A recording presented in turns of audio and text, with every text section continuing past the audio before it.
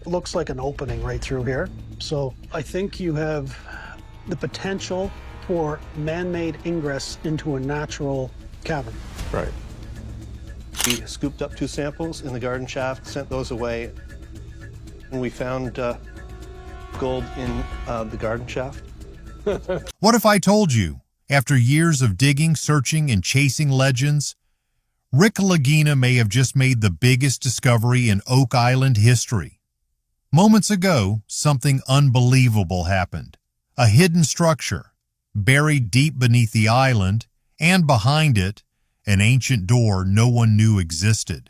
For decades, Oak Island has guarded its secrets, treasures, traps, and mysteries that have defeated even the most determined explorers. But this time, something is different. Rick Lagina didn't just find another clue. He unlocked something, and what was waiting on the other side has left the entire team completely stunned. Is this finally the breakthrough that changes everything, or have they just uncovered a mystery far more dangerous than they ever imagined? Stay with us, because what Rick found behind that door, you won't believe it is real. A doorway in the deep. At 150 feet beneath the windswept surface of Oak Island, the industrial drill shuddered to a violent halt. You see, the team was used to hitting rock, but this was different. The feedback wasn't the gritty crunch of natural bedrock. It was a solid, impenetrable thud. It felt, to put it mildly, artificial. The crew pulled the drill back, its tungsten carbide teeth scraped and scored. They had hit a perfectly flat surface, something that nature almost never creates so deep underground. Rick Lagina's heart pounded against his ribs. After years of chasing shadows, this felt like the real thing. The team immediately deployed a borehole camera, lowering it into the murky depths. What appeared on the monitor silenced the entire war room. It was a slab of granite, its surface unnaturally smooth and marked with faint, deliberate straight lines. What many overlooked at first were the trace metals embedded in the rock. Analysis of the drill tailings showed flecks of iron and a copper-tin alloy, bronze. These weren't natural deposits, they were the remnants of hinges and possibly a locking mechanism fused into the stone itself over centuries. This wasn't just a rock, it was a door. Ground-penetrating radar confirmed their wildest hopes. The scans painted a picture of a massive rectangular void behind the slab, an empty chamber roughly 10 feet by 10 feet, an empty space where no empty space should be. The thing is, this chamber was connected to a narrow tunnel that seemed to lead off deeper into the island, just as the ancient legends described. This discovery breathed new life into one of the island's oldest and most mysterious finds, the 90-foot stone. Discovered in the early 1800s, the stone was covered in a strange cipher. For years, many believed its translation read, 40 feet below, 2 million pounds are buried. But now a new translation proposed by a medieval symbologist suggested it said something else entirely. At 45 feet, a passage opens to a sacred vault. The team was digging far deeper than that, but the core idea was the same. The stone wasn't about treasure, it was a map to a hidden entrance. Rick's mind raced, connecting the dots between the new find, the 90-foot stone, and the strange triangle of boulders found on the island. The geometry of the boulder formation, when mapped, pointed directly to their current location in the money pit. It was a centuries-old targeting system. What was once dismissed as coincidence now seemed like a breathtaking act of ancient engineering. This door, sealed with metal and stone, was exactly where the island's oldest clues said it would be. The implications were staggering. If this was a Templar vault, as Rick and Marty had long suspected, it would rewrite history. The Knights Templar were a wealthy and powerful order of knights during the Crusades. When they were betrayed by the King of France and the Pope in the year 1307, they seemingly vanished overnight along with their legendary treasure and fleet of ships. Mainstream historians say they were wiped out, but legends persist that a small group escaped, carrying with them not just gold, but sacred relics like the Holy Grail or the Ark of the Covenant.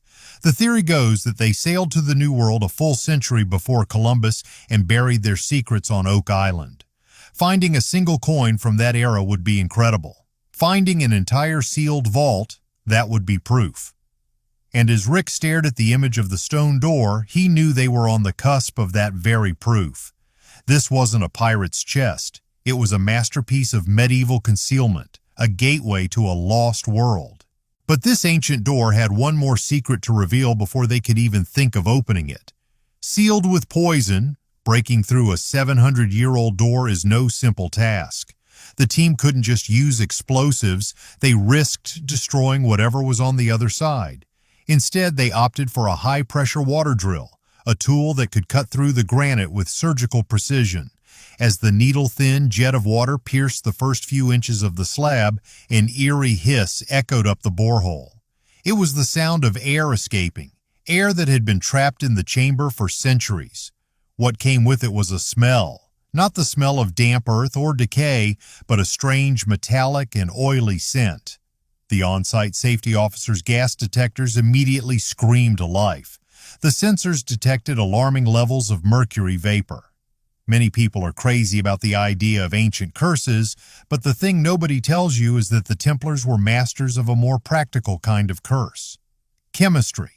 They were known to use mercury, a potent neurotoxin, to protect their most sacred vaults. It acted as a preservative, warding off mold and decay, but it was also a deadly deterrent for would-be thieves. Anyone who broke the seal and breathed in the fumes would fall ill and perish within days, their demise attributed to a supernatural curse. The team immediately evacuated the area and switched to remote-operated equipment, their excitement now tempered with a heavy dose of caution.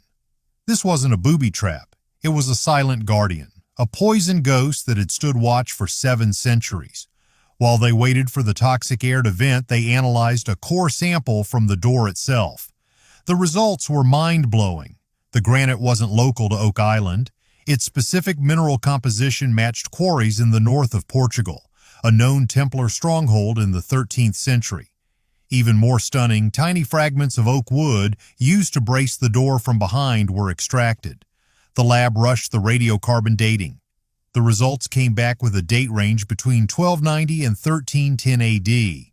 This was the exact window of time when the Templars were being hunted down and their order dismantled.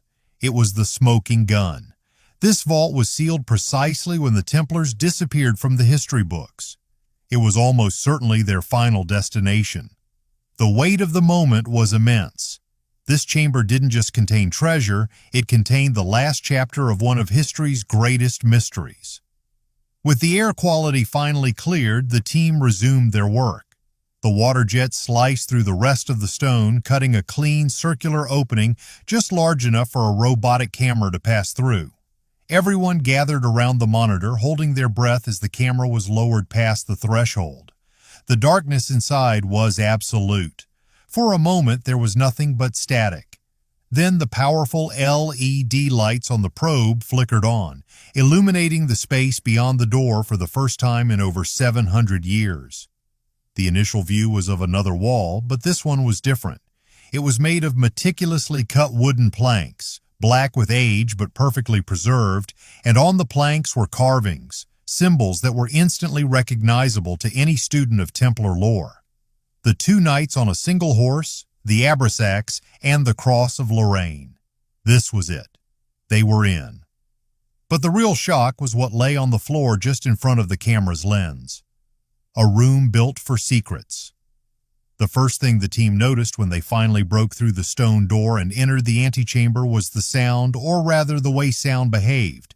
The chamber was a perfect cube, roughly 10 feet on all sides, and the walls were coated in a smooth, hard plaster that made every sound, a footstep, a whisper, echo in a strange, resonant way. An acoustics expert later explained that the room was engineered to be a whispering gallery. A low murmur in one corner could be heard perfectly in the opposite corner. You see, this wasn't just a storage room, it was a ritual space designed for oaths and ceremonies to be spoken in secret. The walls themselves were covered in faded paintings, barely visible under a layer of grime. When cleaned, they revealed stunning frescoes depicting star charts and celestial alignments. But these weren't just any stars. An astronomer confirmed the chart showed the night sky as it would have appeared over Western Europe in the early 14th century. Specifically, the night of Friday, October 13th, 1307, the very day the Templars were arrested. It was a time capsule, a final message left in paint. The floor of the chamber was even more extraordinary. It wasn't dirt or simple stone, it was a mosaic of intricately fitted flagstones. At the center was a large circular stone dais, about 6 feet in diameter, covered in the same labyrinthine pattern seen in famous cathedrals like Chartres in France, a well-known Templar design. The thing is, this wasn't just decoration. The team noticed that the central dais was not perfectly flush with the rest of the floor. It seemed to be a massive pressure plate. After weeks of careful study using laser scanners to map every seam and crack, they came to a startling conclusion. The entire floor was a massive, complex lock. Applying weight to specific stones in the correct sequence would, in theory, cause the central dais to descend, revealing a passage below. It was a work of pure genius, a puzzle lock on a scale that shouldn't have been possible with medieval technology. It was designed so that only someone with the sacred knowledge of the Templars' geometric patterns could unlock it. One wrong move and the mechanism could jam forever or worse, trigger a collapse.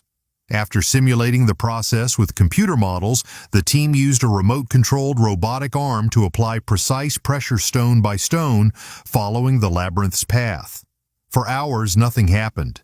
Then, with a low groan that vibrated through the entire island, the central dais began to sink into the floor. It descended about 10 feet before stopping, revealing a perfectly carved spiral staircase leading down into a second, deeper darkness. The air that rose from this new opening was different, cool, dry, and carrying the faint sweet scent of cedar wood. Preservation. That was the primary goal.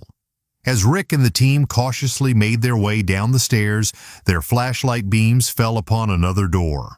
This one was not stone. It was made of massive oak beams reinforced with thick bands of black iron. And at its center was a simple yet terrifying carving, a skull and crossbones, not the pirate symbol, but the original Templar symbol for a mortuary or a sacred tomb. This was the final gate. This was what everything had been leading to, and what they found behind this final door would change the world forever. The last revelation. The iron-bound oak door felt ancient and final. Carved into the stone lintel above it was a Latin inscription. Non nobis, Domine, sed nomini tuo de gloriam. Not to us, O Lord, not to us, but to your name give glory. It was the official motto of the Knights Templar. There was no longer any room for doubt.